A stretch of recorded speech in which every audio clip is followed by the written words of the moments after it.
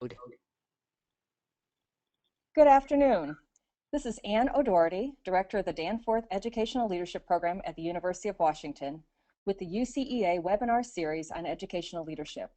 Our webinar series, which is co-sponsored by UCEA and the Wallace Foundation, continues today with a discussion of cultivating the principles urban schools need. I think we may need to advance the PowerPoint. There we go. Within recent years, recognition of the critical importance of educational leadership to school improvement and student success has grown significantly. Researchers have been able to identify key leadership activities that are strongly associated with student learning, teacher effectiveness, and school improvement, and the Wallace Foundation has played an important role in supporting this scholarship. Based on this research, districts and preparation providers have made significant adjustments to how they think about, design, and implement leadership development processes. Our guests today are engaged in such thoughtful processes of leadership development, and in particular, they've been focusing on the role of districts in supporting the development of educational leaders. So let's meet our panelists today. With us today, we have Andy Cole with the Wallace Foundation, Mary Canole, Council of Chief State School Officers, and Rashidah Morgan, Charlotte-Mecklenburg Schools. Our expert panelists are here with us today to talk about lessons learned from the Wallace District Pipeline Initiative concerning the cultivation of urban school leaders. And I'd like to share with you a bit of a biographical background for each of our panelists today, beginning with Andy Cole. Andy currently serves as a consultant with the Wallace Foundation, working on special projects with a special emphasis on work with principal supervisors. He has also served as a reviewer for the Wallace Foundation's Leadership Pipeline Grant Program and worked with the New York City Leadership Academy as a learning community facilitator for district partnerships and advanced leadership development. Andy also serves as a reviewer for the quality measures process developed by Education Development Center to assess the effectiveness of education leadership programs in New York City and Prince George's County, Maryland. For over 22 years, Andy served in several leadership positions within Fairfax County Public Schools, including Director of Employee Performance and Development, Director of LEAD Fairfax, a Wallace Foundation first-generation funded initiative, and most recently, Director of Leadership Development until his retirement in 2010. Our next panelist is Mary Canole, and Dr. Mary Canole retired from the Rhode Island Department of Elementary and Secondary Education in June of 2008 after serving as the Director of the Office of Progressive Support and Intervention. This office was formed to support and monitor schools and districts categorized as in need of improvement by both NCLB and Rhode Island law for school accountability. Previously, Mary served as the superintendent of Newport Public Schools in Rhode Island for 4 years and was successful in moving the Newport district out of the in need of improvement status. Before becoming superintendent, Mary spent 4 years as the Director of Instruction and Grants for Newport Schools and 7 years as the Director Principal of the Newport Area Career and Technical Center. As a consultant to the Council of Chief State School Officers, where she is a member of their education workforce team, Mary coordinates the Wallace Foundation Leadership Communication Grant for the Council and facilitates a Wallace Professional Learning Community on leader evaluation for their Principal Pipeline Initiative. Our third and final panelist is Rashidah Morgan, and she's currently the Executive Director of Talent Management with Charlotte-Mecklenburg Schools. In her role, she focuses on building talent to teachers, school leaders, and support staff in order to drive student achievement. She is also the project director for the Wallace Principal Pipeline Initiative Grant. Her responsibilities include educator effectiveness, performance management, and leading the Principal Pipeline Initiative. Morgan holds a bachelor's degree in psychology from Spelman College and a master's of business administration from the Ross School of Business at the University of Michigan. She also earned a Master of Education in Educational Leadership through the Broad Center in Los Angeles. On behalf of UCEA, I'd like to welcome each of you and thank you for joining us today. Thank you. Thank you. Thanks, Ann. It's great to be here. Wonderful. So we're going to start off our presentation today with some information from Andy Cole. And Andy's going to be our first speaker. And Andy, I have 2 questions that I'd like you to talk about, and then we'll get back with you towards the end of the webinar for some other questions and answers as well. But the 2 key questions I'd like to ask you are, what are the critical takeaways from the Districts Matter Perspective document? And how is Wallace using this information to enhance their work through the current pipeline project? Thanks, Ann. Thanks for the kind introduction and for your moderating the panel. What I think we've learned about the district role is that it's critical in setting the context of success for principals and educational leaders. Both, as you can see on the slide, what we've found is both qualitative and quantitative evidence indicate that district priorities and action have a real major effect on professionals at the school level, especially with schools and students in the most need. That becomes extremely critical. The second piece is that leaders in high-performing districts communicate explicit expectations for principal leadership and provide learning experience in line with those expectations. In essence, what we have is they have a conscious intent. They know exactly what it is that they want. And then the third part is that they've also monitored principal follow-through and intervened when further support was needed. And that, to me, focuses on that they pay attention. They pay attention as to whether or not their expectations are being met. So those three pieces, I think, make the district focus very important. And what districts can do is that they can first focus, next slide, please.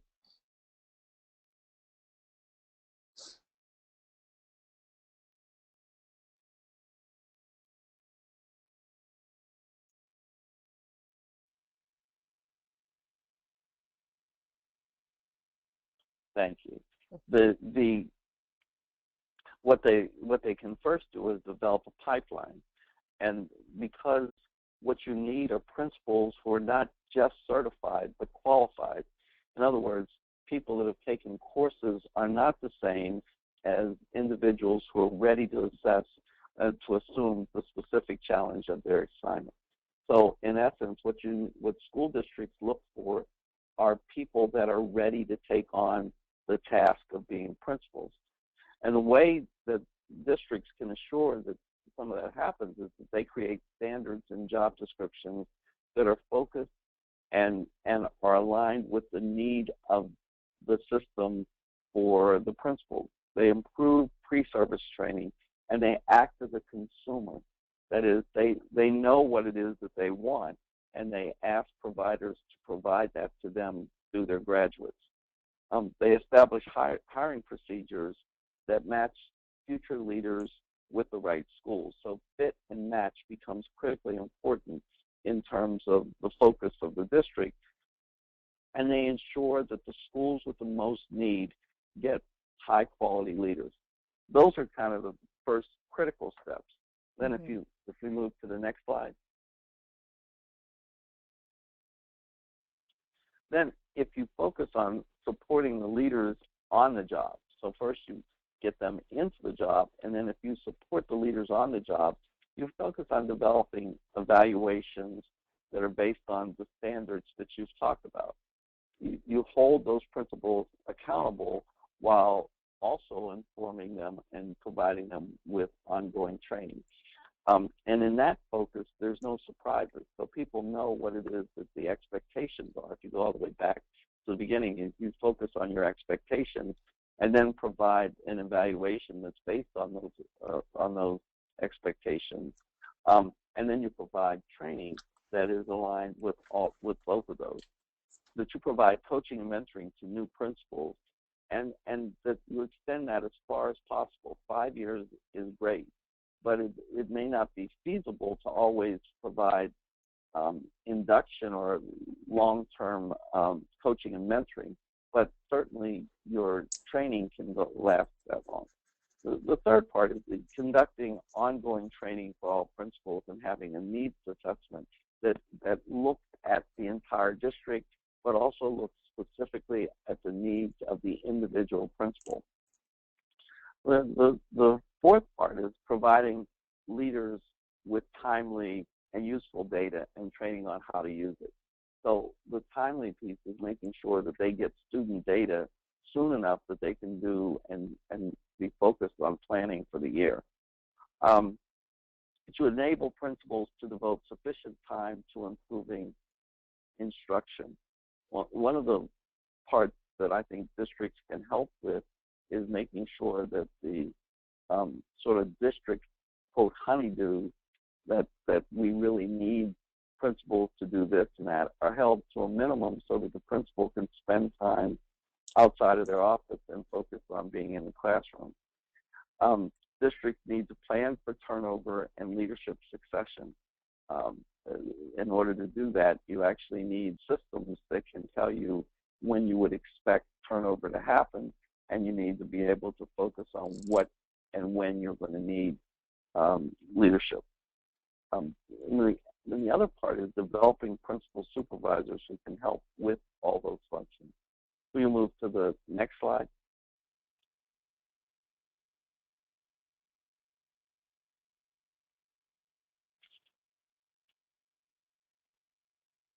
So part of, Andy, what I've been hearing in the choices that you're using in terms of your language is that, you know, you've been talking about something that's intentional, you've been talking about something that's well aligned, narrowing the focus for principals, and then also having a system that's predictive of what the needs are going to be. This seems as though it's also aligning this with the type of support that the leaders would be receiving as well. Yes, and specifically, and I want to talk a little bit further about the role of the principal supervisor, because, and we can talk about that later after we've gone through the rest of the presentations, but it's critically important that leaders are able to get the kind of support that they need, both collectively as well as individually, so that this is not a one-size-fits-all. That's the reason that the coaching can be very important and critical for the support of the principal. If we go to the slide where there's buckets, the four, it's the next slide after this one.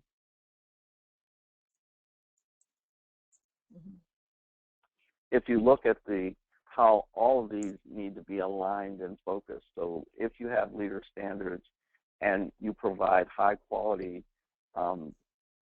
preparation programs, you have selective hiring, and if you have evaluation and on the job support, that you actually can focus and provide district-wide scale.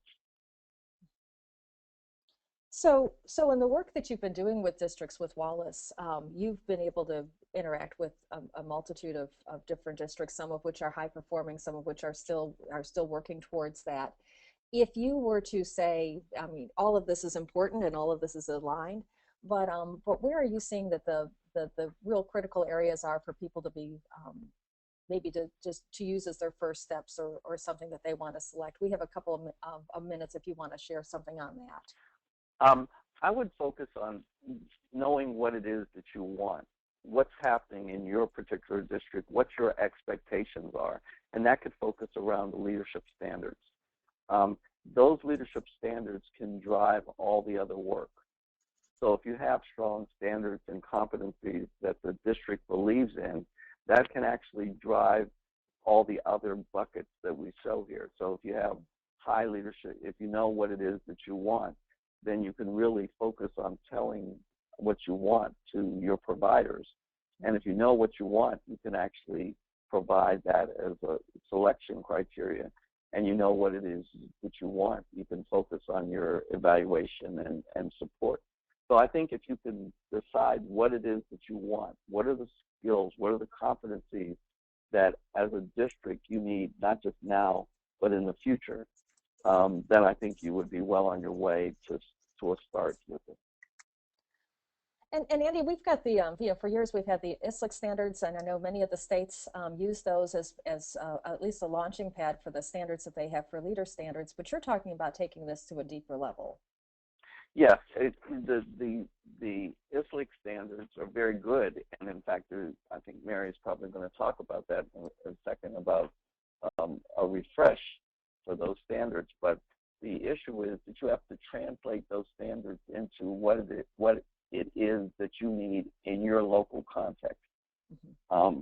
Instead of that being a mystery, people need to really understand and know what those are. That when I say people, I mean the aspirants, the providers that are supporting the principals themselves.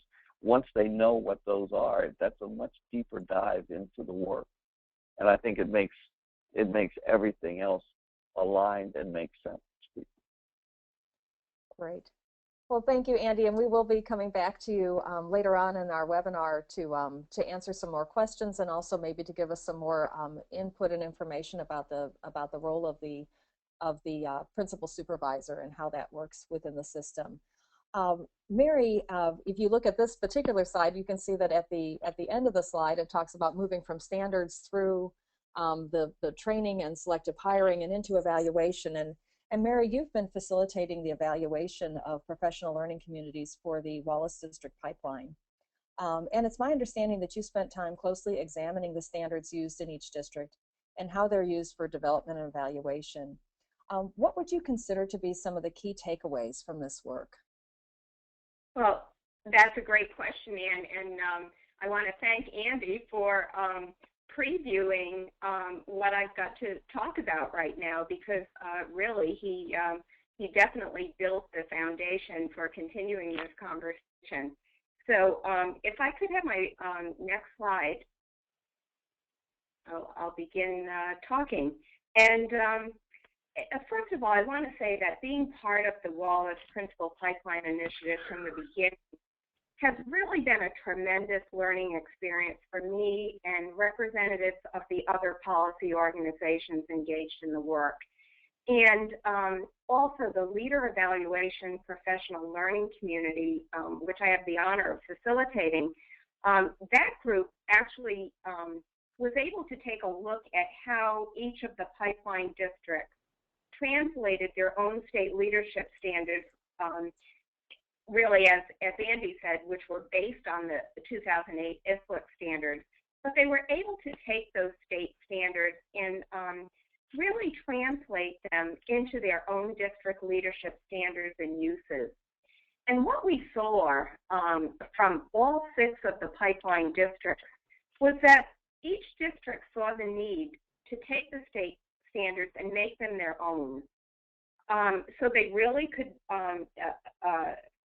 more effectively describe, support, and assess leadership practice in their own individual district context. And then the pipeline districts all engaged in a standards review and development process. So this was an opportunity for them to really develop their own common language for talking about leadership in the district.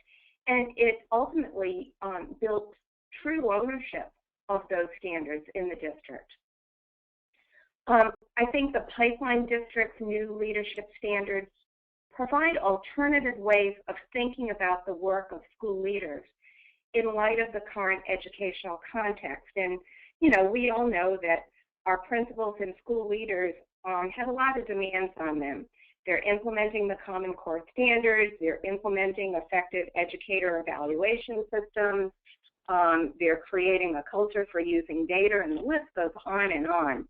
And really, if you look at the standards that the pipeline districts developed, the language they use is vivid, and it really gives you a wonderful image of what leadership practice looks like in action.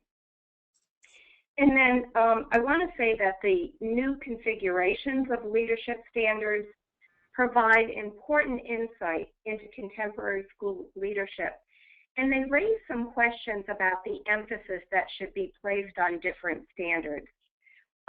Also, the evidence that should be collected and examined as part of the evaluation process, and the training that principal supervisors will need to effectively evaluate and develop school leaders.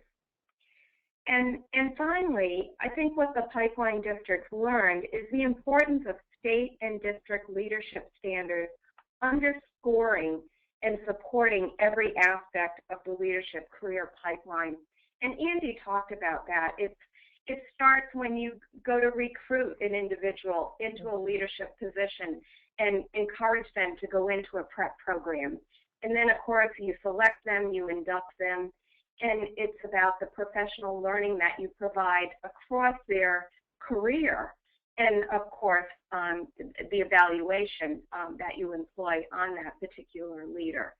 So, so really, the standards, to me, basically are the beginning point of all of this work. They're the beginning and the ending point. Well, and I think something that's really key that you mentioned, and also that has come up in what Andy has talked about today, is how critically important it is to take into account the context, the local context. So even though there may be national standards that you're using or state standards that you're using, that you really take a look at what's happening in your own context. So Mary, given that, what are the critical contextual factors that come into play at the district level? What should districts be looking at? Well, Anne, if I could have my next slide. I think it's important that each district considers its own uniqueness when it comes to developing a common understanding of what counts as strong educational leadership, since the individual leaders need to engage in actions appropriate for the unique school context in which he or she works. And we know that we have many different types of school contexts, whether it's level, elementary or middle or high school, or whether it's based on student demographics or the size of the school, or whether they're urban or rural. So context really matters. And I think it's important that states support the ability of schools and districts in tailoring the professional standards to reflect the needs of local schools and communities. Educational leadership standards, it's my belief, should be written, implemented, and evaluated in ways that consider and appreciate the different contexts in which school leaders must work. The consideration and appreciation for differences in context naturally lead to differences in how school leaders' actions apply to those different contexts, and how their actions are expressed in a standards-based format. Let me give you an example on that. The activities in which a typical leader of a large high school engages as an instructional leader will look very different from the leader of a small rural elementary school. You know, the high school leader might guide instruction through sharing leadership with content department heads and during team meetings. And so they're building a team to help him or her do the work in the school of instructional leadership, while the leader of a smaller school might lead instruction through classroom visits and the instructional coaching of individual teachers that he or she does himself or herself. Right. And then I think it's important that we take note that school leaders could be demonstrating instructional leadership appropriate for their situation. It is not going to necessarily look the same in every single school. Well, and Mary, you've recently co-authored a report on this topic, and kind of moving from this idea of context and also looking at what are some of those important implications for both leadership preparation and for ongoing support. If you might take about 2 minutes or so to talk with us about that, and we can always come back for a longer exploration of this later. Sure, Anne, and if I could I have my next slide right there. So the report that you're referring to is actually being released this week, and it'll be available on the CCSSO website. It's called Enhancing Capacity for Standards-Based Leadership, Leadership Evaluation, State and District Roles. And it was written by a great team of writers representing the Leader Evaluation PLC. You know, I have the pleasure of working as one of the writers in that group, but Rashidah, who will be talking next, is also one of those authors, as well as Michelle Young from UCEA, Irv Richardson from CCSSO, Beverly Hutton from NASSP, and Candace Simon, who's a research manager for the Council of Great City Schools. And in the report, we share 6 lessons which highlight how states and districts can work together to agree upon and communicate expectations for school leaders and implement standards-based systems of leadership support and evaluation. The result of that, it's our goal, obviously, is to increase teacher effectiveness and improving student outcomes in all our schools across the nation. And along with the 6 lessons, we also include some experience-based advice from the 6 pipeline districts, Rashidah being one of them, that describe strategies to consider and adopt when implementing the key tenets of the lessons. And the lessons are up here on the screen. I won't go through all of them, but it's basically things we've already talked about. The development of a common understanding of what the school leader needs to do, looking at the needs of individual district contexts, having a well-conceived and collaborative process to develop and make these standards a district's own, and this whole notion of keeping them relevant over time. Andy talked about the fact that CCSSO will be engaging shortly in a process to refresh the 2008 ISWIC standards because we realize the national context has changed. So some refreshment needs to happen. And then looking at the leadership standards as to how they drive each component of the leadership pipeline, individualizing evaluation and support for school leaders, because each leader needs different things. They're unique in their practice. And then finally, focusing the work of principal supervisors on the development and evaluation of the principal or the school leader. Thank you, Mary. And I think on the next slide we have, do we have an image of the, there it is, okay. Yep, that's the cover of our report, and that will be coming out shortly, as I say. And we'll make UCEA aware of that. I'm sure Michelle will. And we'll give you the link at that point as to where you can access it. Excellent. And I know that those things will be located on, at least links or information of how to get to the report will be on the UCEA website as well. So Rashidah is our third guest today. And Rashidah, you were a co-author on the report that Mary was just talking about.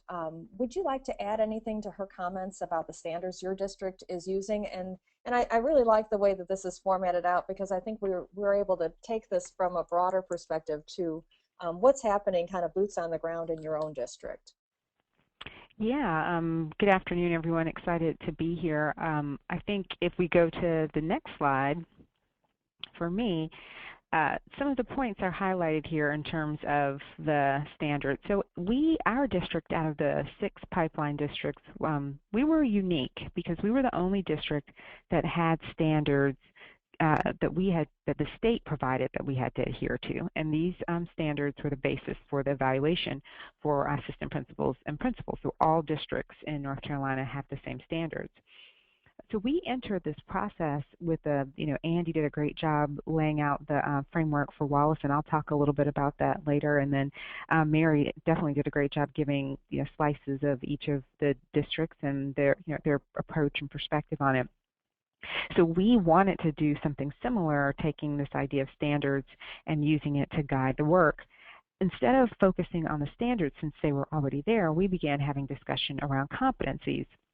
Competencies that really define the skills, behaviors, and attitudes needed to be an effective school leader in CMS. So we got together a cross-functional group of folks, principals, assistant principals, coaches, our principal prep partners, the chief academic officer at the time, we call them community soups. They were zone soups at the time, all around the table and asked this question, what does it take to be an effective school leader in CMS? And from that, we're able to develop 13 competencies. And we aligned those competencies to the 7 standards in the spirit of alignment that really, I think, characterizes the work of the Wallace Foundation. And we've really been able to use that, the standards as well as the competencies to align our work. And we constantly go back definitely with the standards and look at each of the components of the pipeline. We can almost use it to assess, where are gaps, where do we need to fill in information so that we are ensuring that we're developing principles based on the standards that we've put forth for an effective principal. Great. And then, Rashidah, are you also going to be using those competencies to help you locate your next level of leaders that are coming in? Yes, well, our standards certainly lead the way with that. So to help you envision how that comes to life is we have a talent pool process, and the questions that we use for the talent pool process, which is a rigorous screening and selection process where we are identifying potential school leaders, they all derive from the standards. They all are aligned to the standards. And we are also looking at the actual hiring process, the questions for the hiring process, so the process that happens at the school and zone level, all align to the standards. So we're definitely using them to identify even our principal prep programs. They ensure that their programmatic aspects are aligned to the standards. So certainly they are integrated and being used to help us identify, up and coming school leaders. Perfect. And so, and part of this work, of course, has been because of the work that you've been doing with the Wallace Pipeline for now about 2 years. So, what do you see as some of the key benefits for your district's engagement, and specifically, how has this really helped you to build better leaders? Yeah, I think if we go to the next slide, one of the areas that I think we've been able to really benefit from is this framework. The framework is based on research from the Wallace Foundation over 10 years, and this structure and the structure that Andy laid out in the beginning in his presentation, it really helps ensure that we as a district are taking a comprehensive approach to building strong leaders. Interestingly enough, often when we talk about pipeline, people think about folks who are on their way to being school leaders, but what I think is fantastic about the way Wallace approaches the work is it doesn't stop with getting them in the door. It's also, once they're in the door, ensuring that they are being evaluated appropriately and that they're getting the right support. And so our work is structured along that framework. The standards and the competencies that I discussed was about us being clear about the definition of the role of the leader and having a shared vision in our district, a common place, common language that we can speak from. And then moving into that pre-service training, looking at that aspect of the work, that has actually guided how we work with our principal prep partners. We have 4 of them, and 2 of them we added over the past couple of years, and how we approach the recruiting and how we partner with those programs with regard to recruiting and selection, and how we partner with them with regard to the programmatic aspect has a lot to do with what we've learned from the pipeline work. And similarly with having a strong hiring strategy, recruitment and hiring strategy. And then the area that CMS has really, I think, benefited from has been the support. Definitely the evaluation, as I mentioned before, we have a state mandated instrument, and so we're focused on just ensuring that evaluation instrument is implemented with fidelity, consistently, that there's capacity to do it. But then the support piece is where we've really been able to strengthen our focus. We have a 5-year induction program for principals, a 2-year induction for APs, and so yeah, this framework has really been, I think, what has allowed us to take what other folks might look at a slice of the work and really expand it so that it's a comprehensive view on building better leaders. Excellent.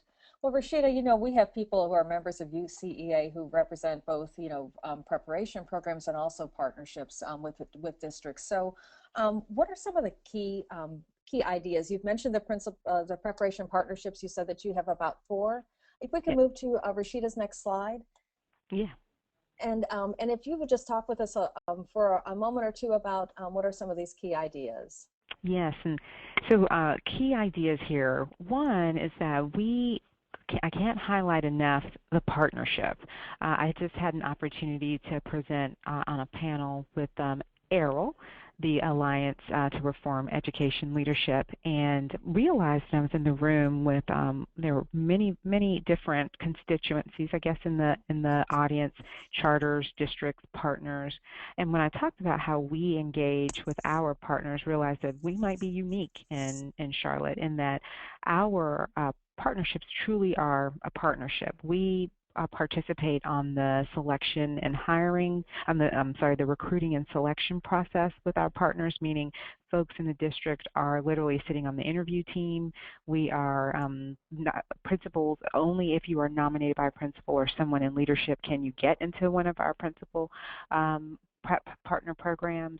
Even the design of the programs, as think about the programmatic aspects, folks in CMS helped to design and configure what the programs would look like. We folks from the district help teach classes and instances.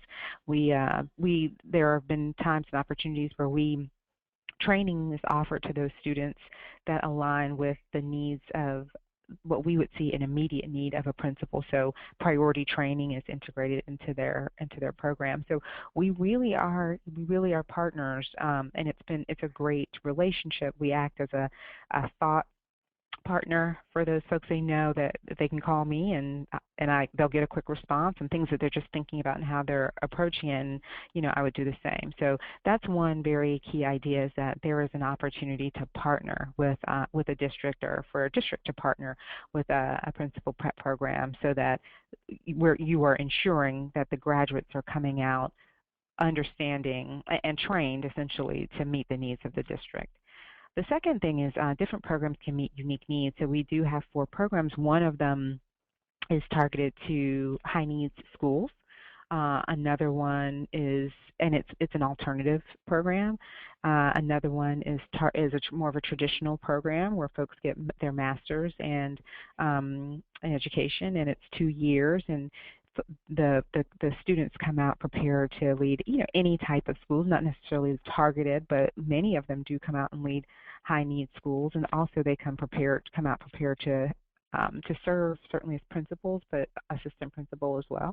We have another program that is targeted to high school preparation. So this is something new that we introduced this year. We identified a gap.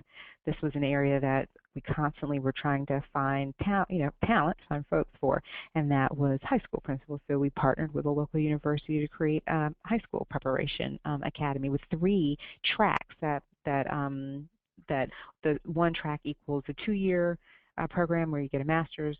Another track is if you already have a degree, you would only be in there for 1 year, and then the second track is a summer intensive that prepares you. Like if you want to get into high school principalship, it would prepare you to kind of step into the role. So there is an opportunity to take a portfolio approach, which is what we have done. And then the third is just keeping a focus on continuous improvement is critical.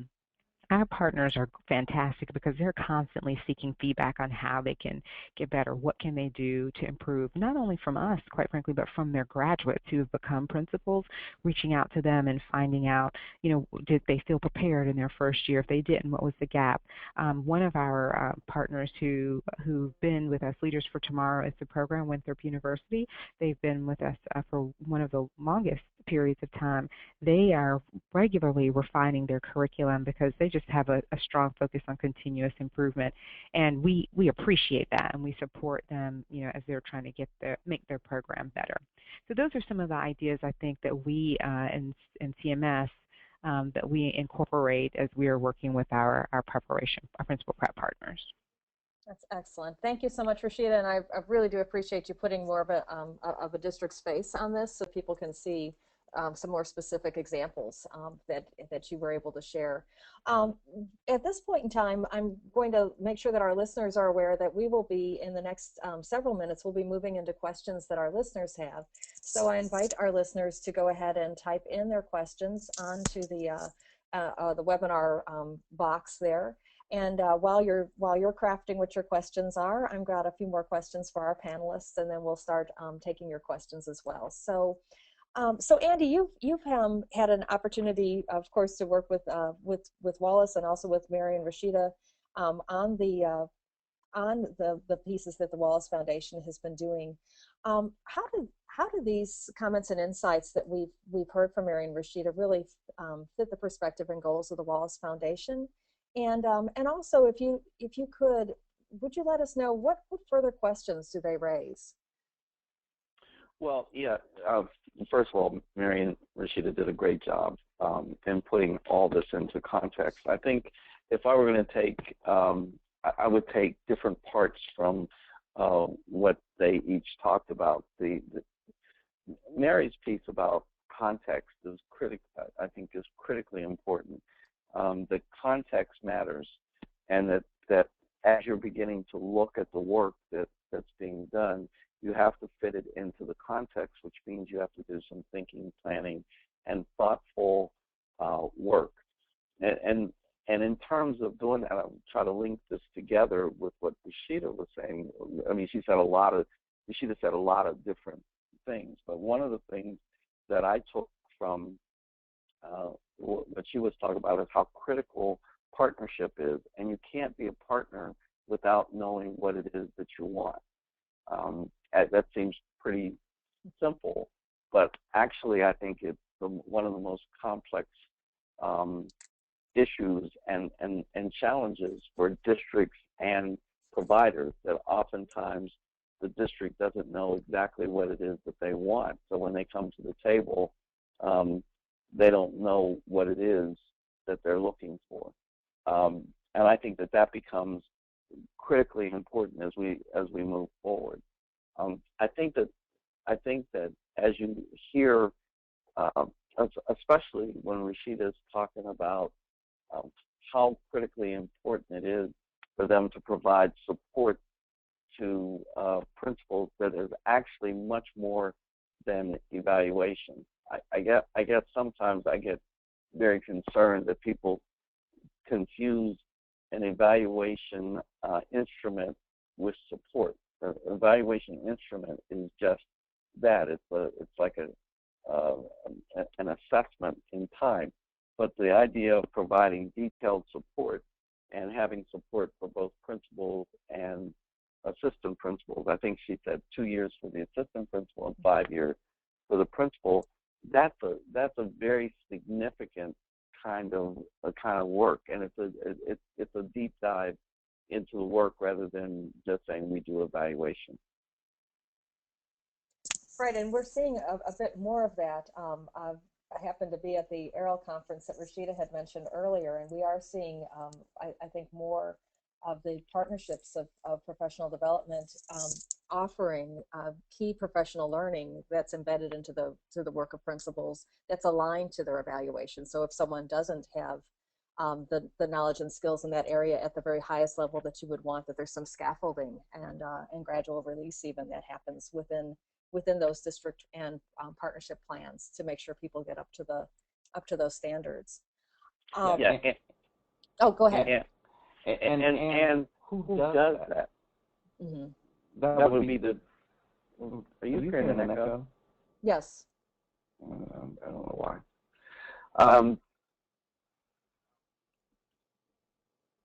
I think it becomes critical who does this work. And so who is the supervisor, the principal supervisor that provides that kind of support to the principal.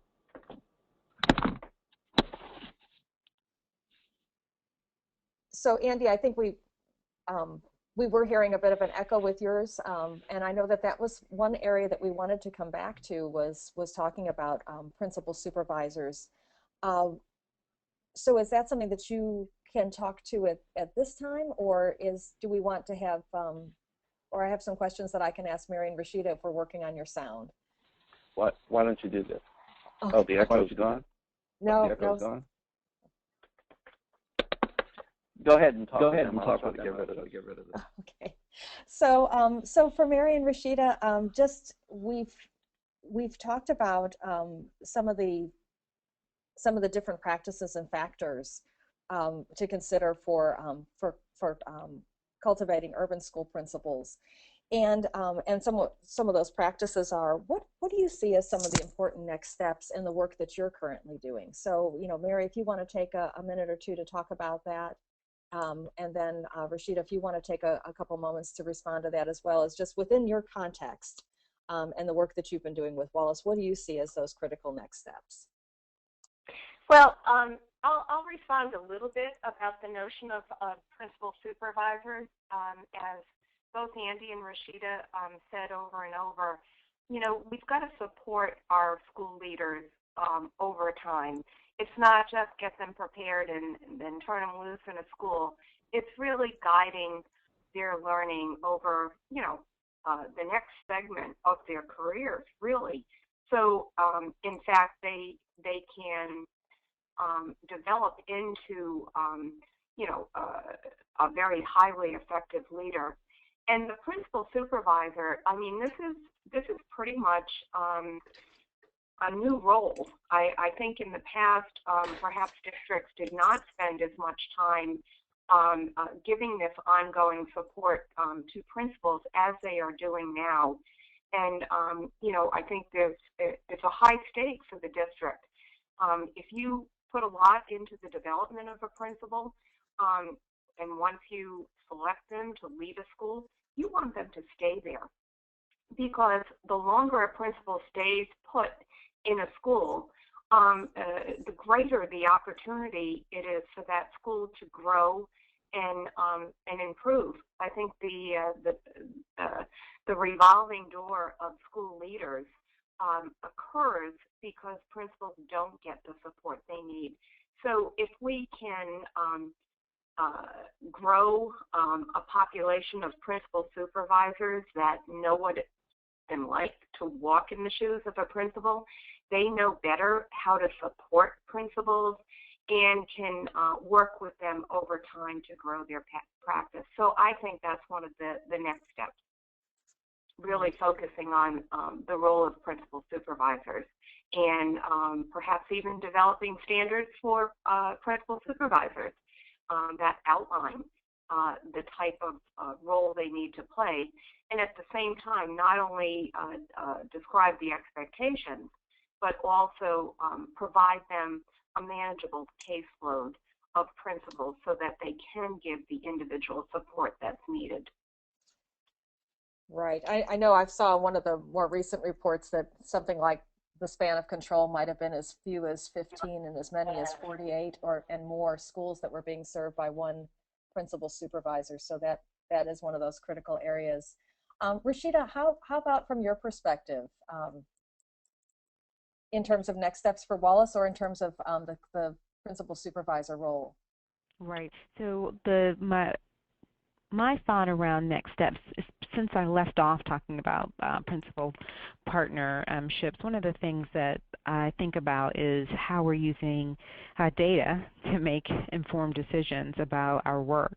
And so for us, since a couple of our partnerships are new, wanting to be thoughtful about how we're taking the results from the programs, those that have been around for a while and those that are new, and providing them back to the partners so that they can improve with this focus on continuous improvement, realizing that we, the district, plays a role in that, and then also, you know, how is that impacting the decisions that we're making in terms of additional programs or not.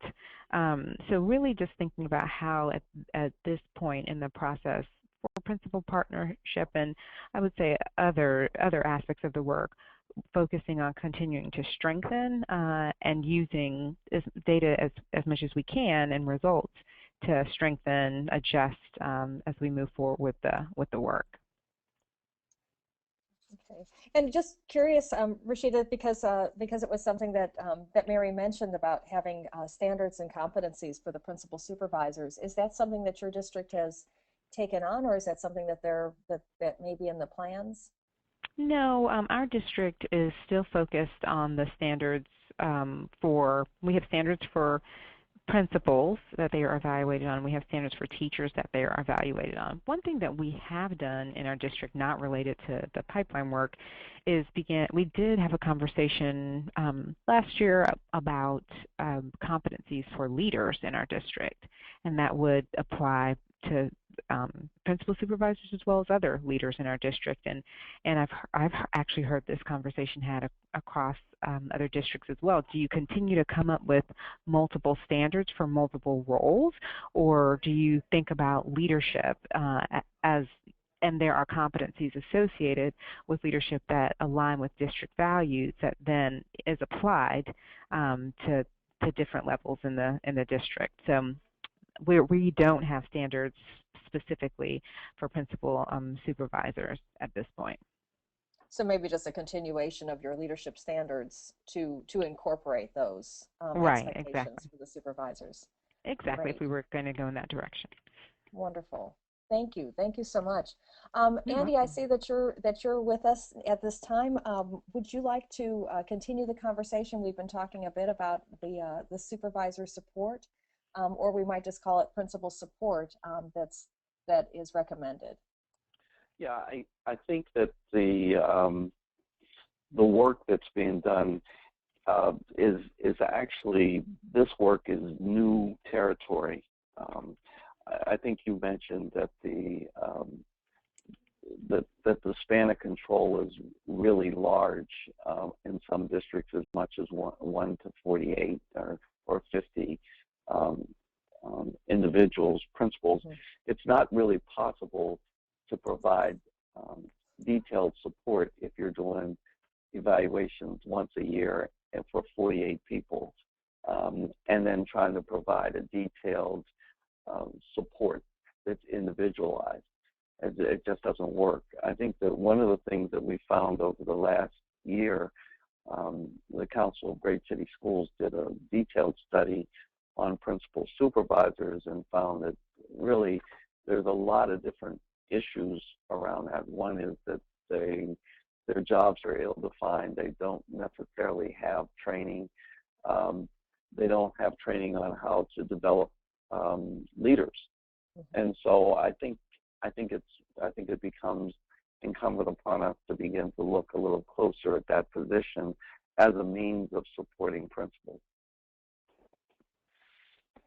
And it's interesting you use the word support rather than evaluate.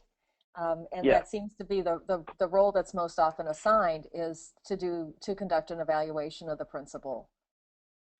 Yes, and in fact, that particular role becomes more of a compliance role than an instructionally focused role, so that they're not as much supporting principals to support students. They're actually supporting the district's compliance role, and that doesn't provide much support to principals. And frankly, what we're finding is that principals need as much support as possible. Right. I know that's one of the tenets of the professional learning communities, or being part of a learning community, is this idea of shared accountability, and that the schools and the districts share the accountability for student learning at the campus sites or the building sites as much as the principal themselves does. And I see that that's coming up frequently in the reports that are coming out from Wallace and other areas, is that this idea that everyone in the district is in this together. And as Rashidah has reminded us, so are the preparation programs. We're also in it together to all work towards the same goal of improving student learning.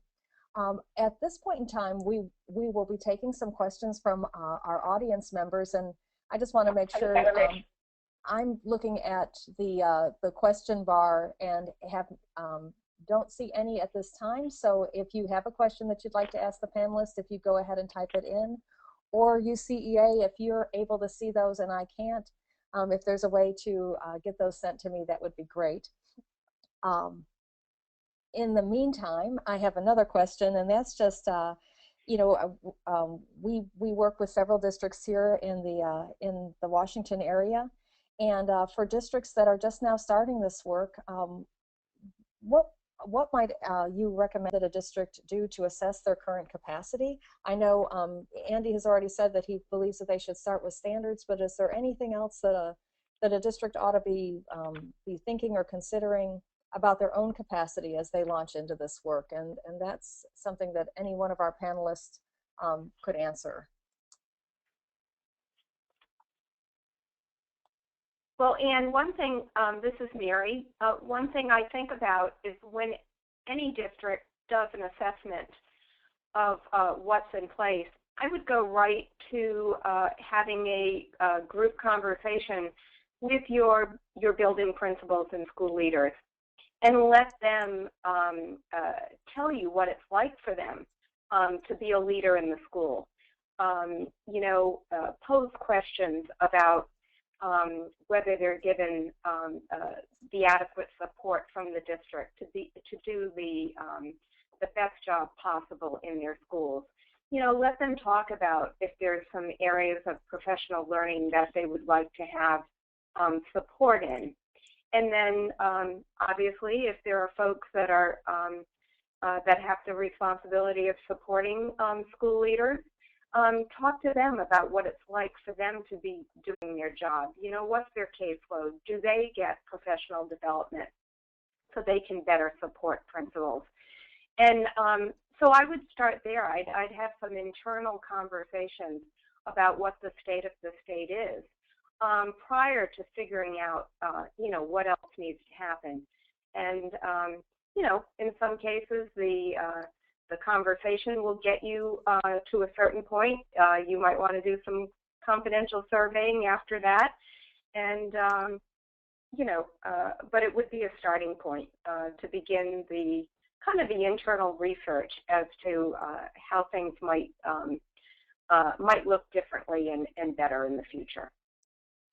And Mary, that really comes back around to what you had shared with us earlier about context, and even the context within a district, the differences between maybe elementary, middle school, and high school needs, or small school, large school. So thank you for that. Rashidah, how about from your perspective in working in a district, what might be some of those, if a district was just getting started in this, what insights or wisdom would you want to share with them? What strikes me about that question is the role of the district's strategic plan. I know that played a key part in the formation of the principal prep partners that we started with, that the district had acknowledged and recognized that building a strong pipeline was important and partnering with folks to help that with that capacity. Both of those things were so important that they were on the strategic plan. And so I think that that's a great place if folks are at the beginning of the process, or if they're thinking about where to start, going back to what is their strategic plan call for them to do over the next few years, and either have that help guide, because I think it being in the strategic plan can also quickly raise the importance of getting work done, getting things funded, those kinds of things. And if it's not in the strategic plan, then if a district thinks that it's a priority, being thoughtful about in the next cycle or ongoing how that's something that can come into place. And I agree with everything that Mary said in terms of getting it off the ground, getting feedback from principals, and as we did, other key stakeholders that support principals, and getting everyone all in the same room. I think once you get folks in the same room, I believe Andy was in the room for one of our very first discussions in CMS as it related to the Wallace work, and once you get all these stakeholders in the room, it has some really, really interesting discussions. So. Great. Well, thank you so much. I'm looking at the time here and noticing that we are coming to the end of our hour, and wanted to go ahead and thank all of our panelists for being part of this work, and also being able to take us through today's webinar on cultivating the principles urban schools need. I'd also like to note that Tricia Brown-Frano, the editor of UCEA's Research Utilization Brief Series, she synthesized the Wallace Foundation report on leadership standards, and she's pulled out some pertinent findings and implications. This brief is entitled Urban Districts Contextualization of Leader Standards, and it's available on the UCEA homepage for download. Additionally, today's blog post on the UCEA homepage will provide information on the other two documents from Wallace and the CCSSO report that'll be coming out later on this week. So be sure to get to the UCEA website for more information on those reports. I'd like to thank our guest, Andy Cole, Mary Canole and Rashidah Morgan for joining us today. I'd also like to thank you who joined us for our webinar, and invite you that if you have had some questions that have come up since the start of the webinar, that you are welcome to post those back out to the UCEA blog, and we can get some answers out to you later on that.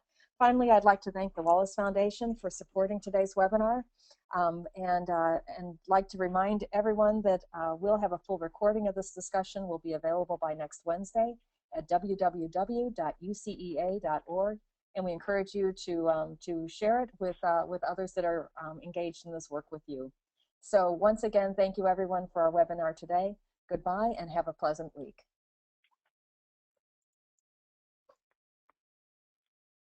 Thank you. Bye-bye.